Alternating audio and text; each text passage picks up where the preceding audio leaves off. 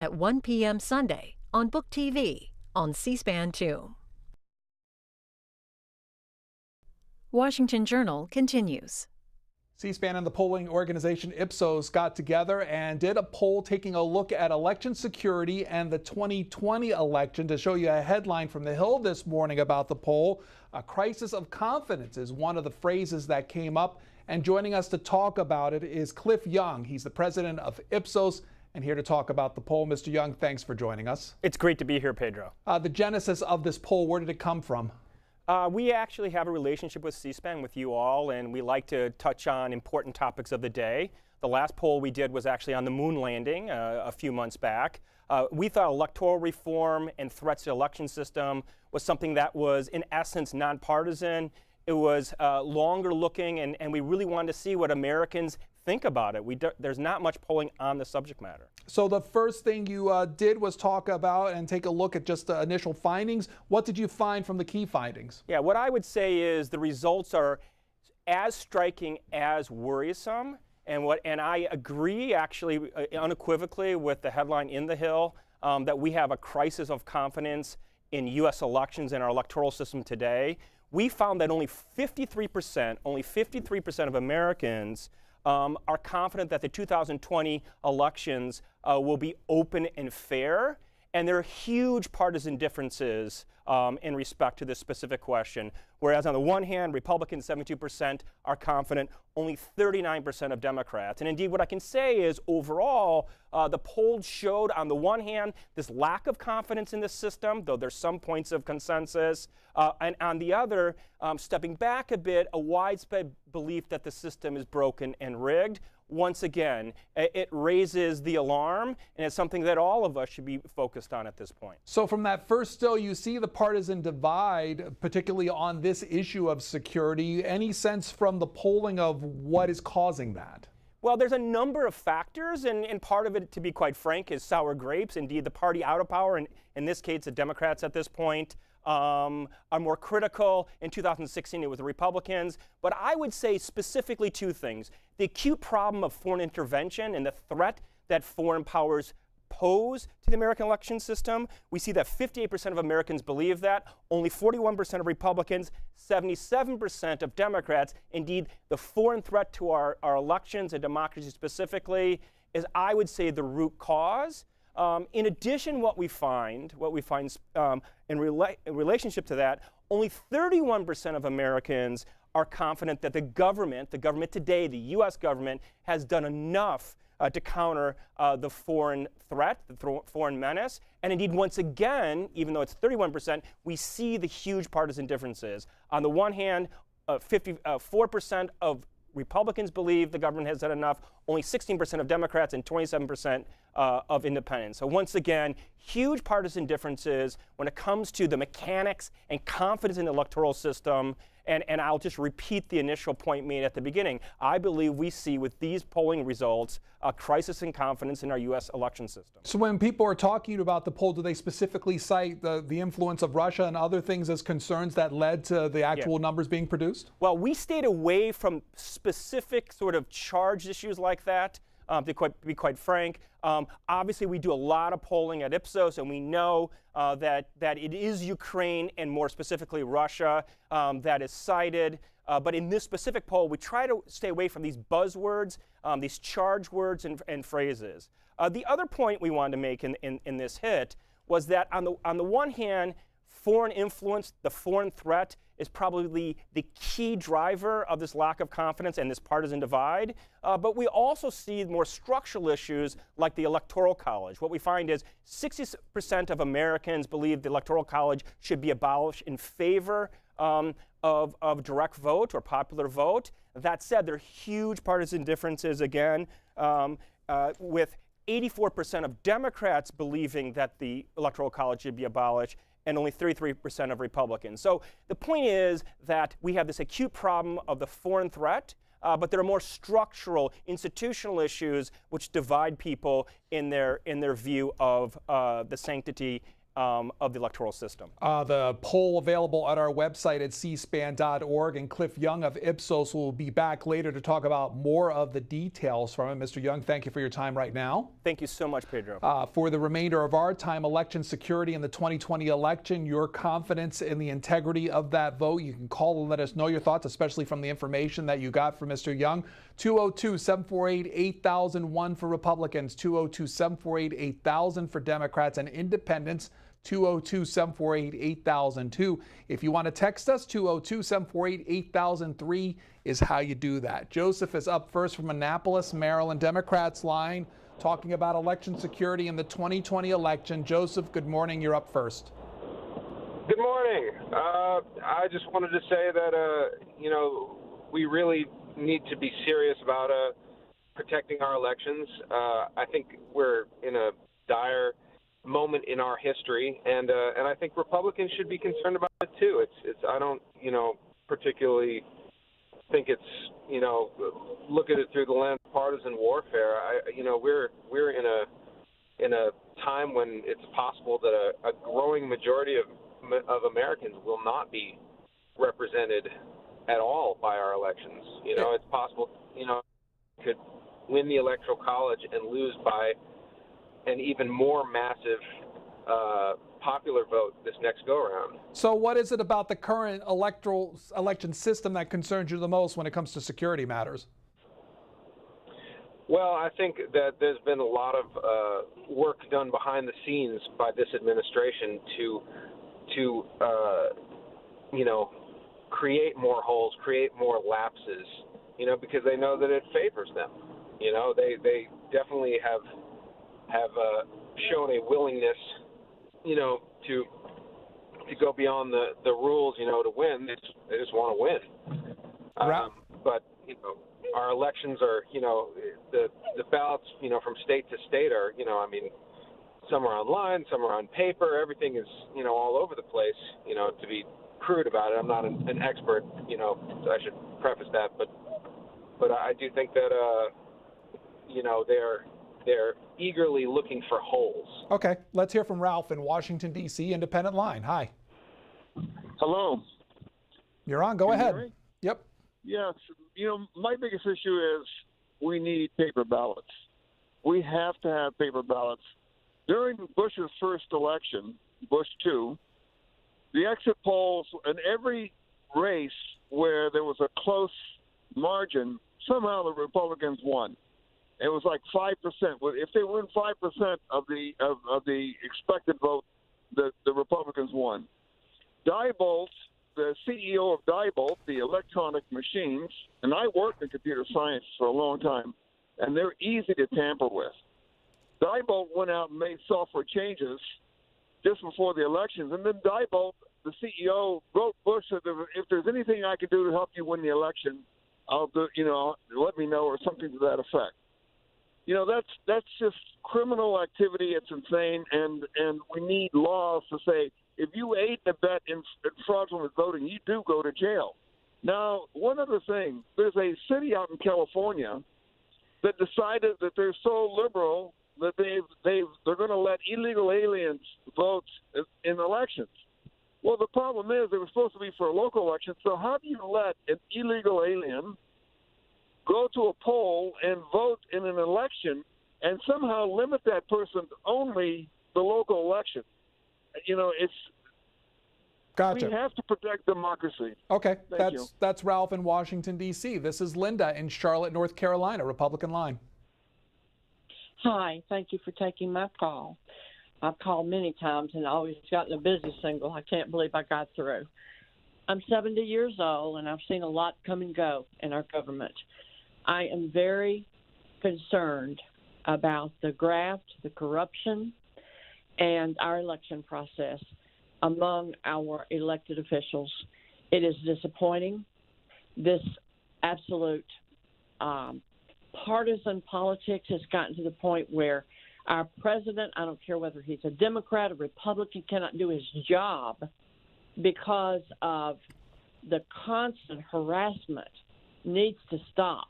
Well, back to And election so we need to security. get- Well, back to election security for a minute. What do you think about specifically where it stands and if improvements are needed?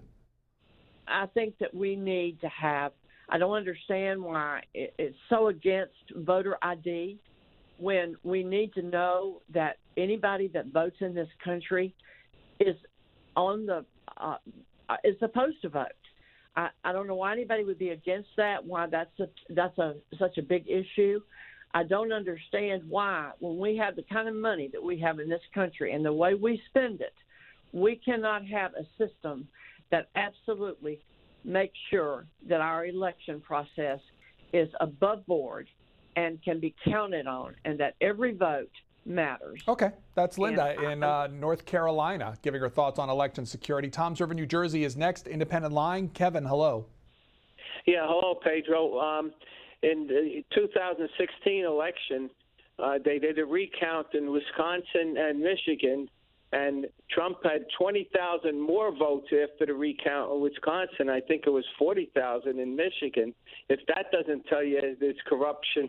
And then there's Connecticut with the paper things that go into trunks, and then there's all the college kids that vote at where their college is, like in Dartmouth up, and then they vote in their home state too, and no one's able to check on that stuff.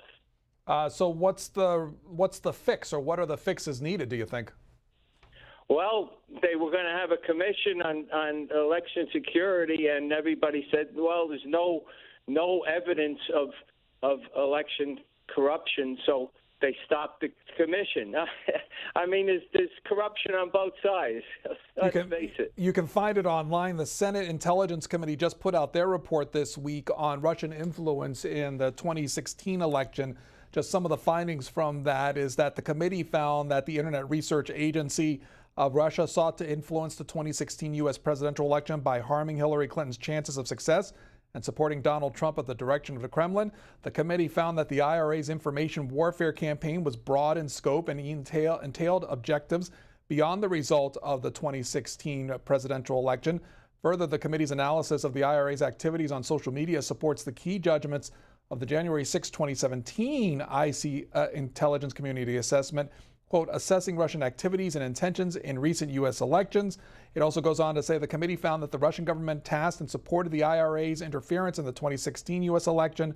The finding is consistent with the committee's understanding of the relationship between the IRA owner and the Kremlin, the aim and scope of the interference by the IRA, and the correlation between the IRA's actions and electoral interference. It goes on from there, but it's the Senate Intelligence Committee that just put out this information. If you want to find it online and read their assessments, also online, our C-SPAN Ipsos poll, taking a look at matters of election security. You can find it at the website. And joining us, as he did before, Cliff Young of Ipsos to talk about the details. Mr. Young, last time we spoke, we talked about those partisan divides, some more information when it comes to this topic that we want to go through. Independent's view of the party commitment to fair elections. What did you find?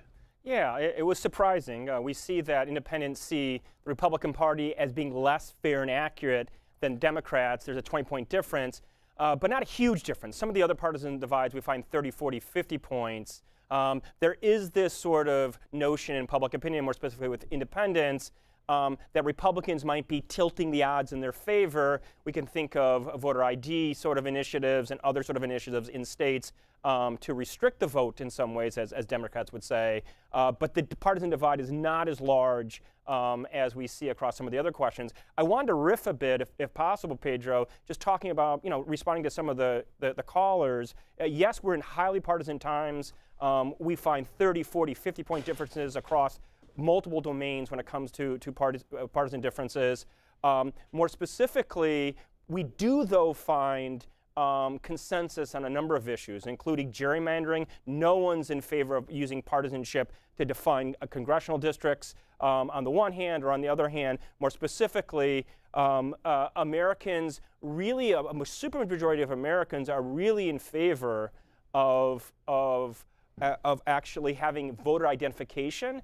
That was a very striking and interesting finding. We expected to be Democrats not to be in support of that, but we find a majority of Democrats being in support of that as well. So a couple other questions based on what you said previously. You asked the question, are Democrats committed to fair and accurate elections? Tell us the numbers, tell us what's behind them.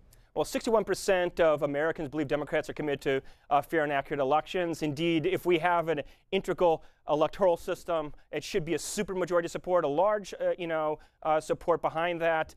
It really is in line with what independents say, that is the moderate middle. Again, if you look at especially in-state initiatives to restrict a vote, that tends to be a Republican plank or initiative or policy orientation and not a Democratic. So these data just reflect the actual reality on the ground. And you asked the same of Republicans committed to fair and accurate elections? Same thing, 49%. There's a 20-point difference between Republicans and Democrats. As I was saying before, we found the same with independents.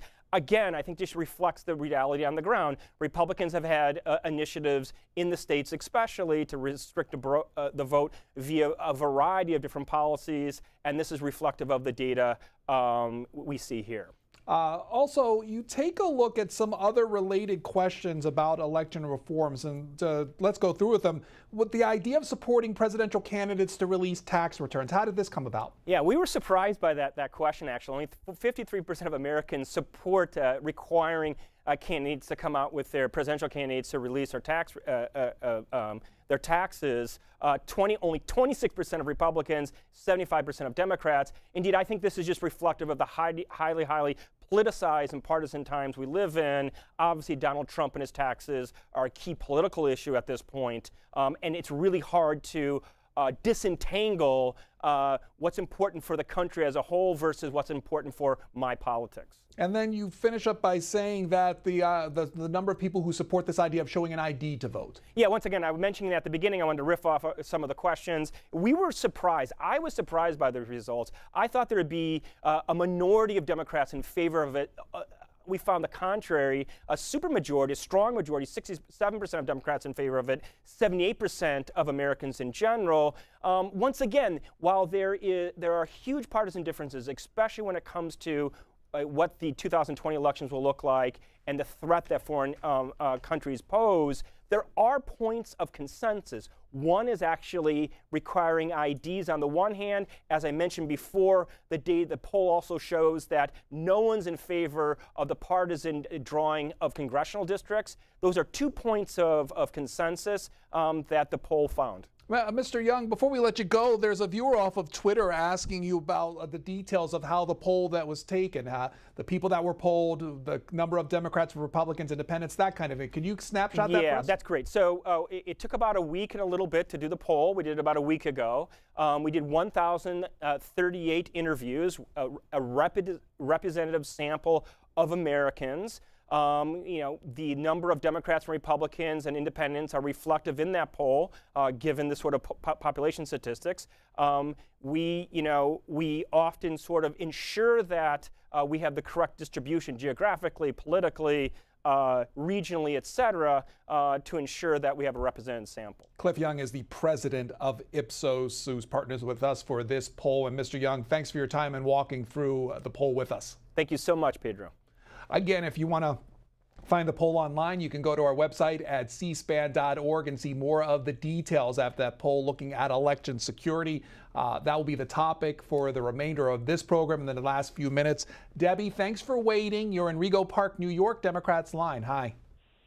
Hi, Pedro. The president's daughter just got patents from China for voting machines in the U.S., where her father is going to be a candidate for re-election on those machines.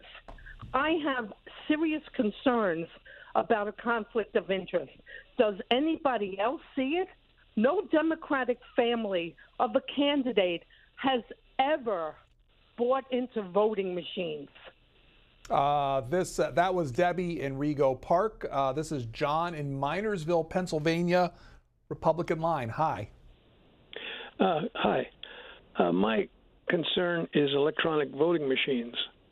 In the 2016 election, I heard on the news that Texas has early voting well before November, where we vote here, that people were voting for Donald Trump, and Hillary Clinton's name was popping up. Hillary Clinton was getting credit for the vote.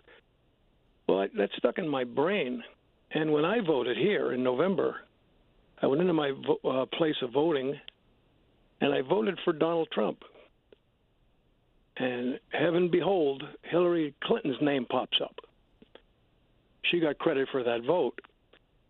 So I continued and finished my voting, and I went up to the woman in charge and reported it to her and told her. She said her response was, "Oh, that's been happening," which, shocked me.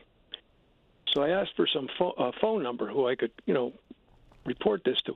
She gave me 3 phone numbers in Pennsylvania, one in Harrisburg, one I think it was in Wilkes-Barre, Scranton, and one in Philadelphia. Okay. I called the number in Philadelphia, and I got a person. I spoke to a government person, told them exactly what happened, and they reported to me that we've been getting reports of that in 2 or 3 counties. Mention those counties, but I can't remember them. Okay, that's John. And, so they gave me a number in Washington D.C., and I called that number. I don't know if it was the FBI or CIA, whoever it was. I spoke to the person in Washington D.C. They took all my information and said thank you very much.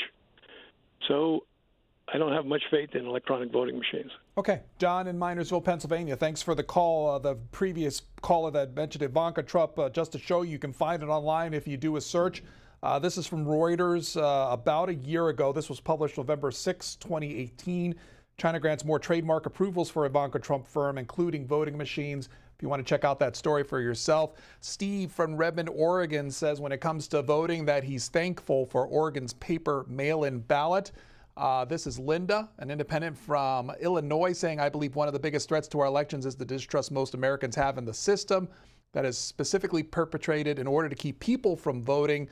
Persist, do not stay home, vote. And she puts that in all caps. And then Linda from Missouri saying that abolishing the Electoral College would be a mistake. Abraham Lincoln, one of the greatest presidents, won 33% of the popular vote, but won the Electoral College.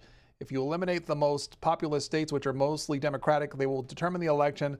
Those of us who live in flyover country might as well not vote at all. Again, texting is available to our program right now. When you text us at 202-748-8003, and like all 3 of these people did, make sure you put your name, your city, and state. Denise in New Jersey, independent line. Hi. Oh, hello.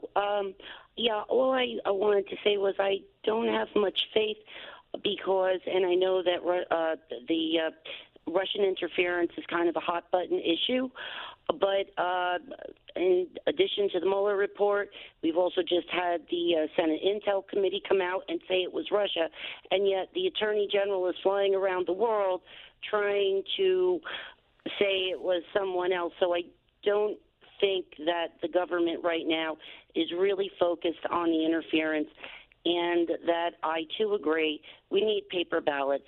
You can't trust the voting machines.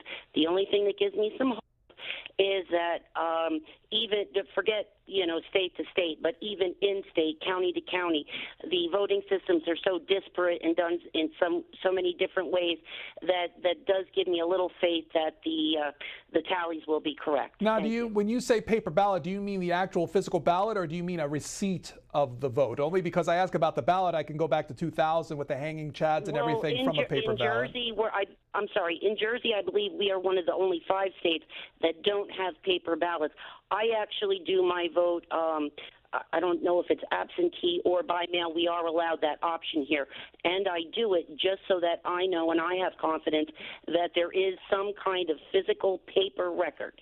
Okay, that's that's Denise in New Jersey giving us a call. Ronald is in Minnesota. That's where the president will be tonight, by the way, 8 o'clock. You can see that rally on C-SPAN. Ronald on our Republican line. Hi, go ahead. Hello, thank you for taking my call. And yes, I say we need the paper ballot, the type of ballot that you physically mark the square, not poke a hole in it, but actually mark the square, and then that ballot is counted right in that voting room, run through a machine. And because some of these paper ballots are like I remember the last election, a box of ballots was lost in a trunk of a car in transportation. And I agree with the fellow with electronic machines that that's no good. And also, why can't they compare the voter registration with the Social Security database? Because when somebody dies, that name is removed. And I think that should be a deal, and along with voter ID, there should be a government-issued actual voter ID. Okay. Thank you. That's Ronald in Minnesota. That will finish off the program for today. We thank you for viewing and participating. Another program coming your way at 7 o'clock tomorrow morning. We'll see you then.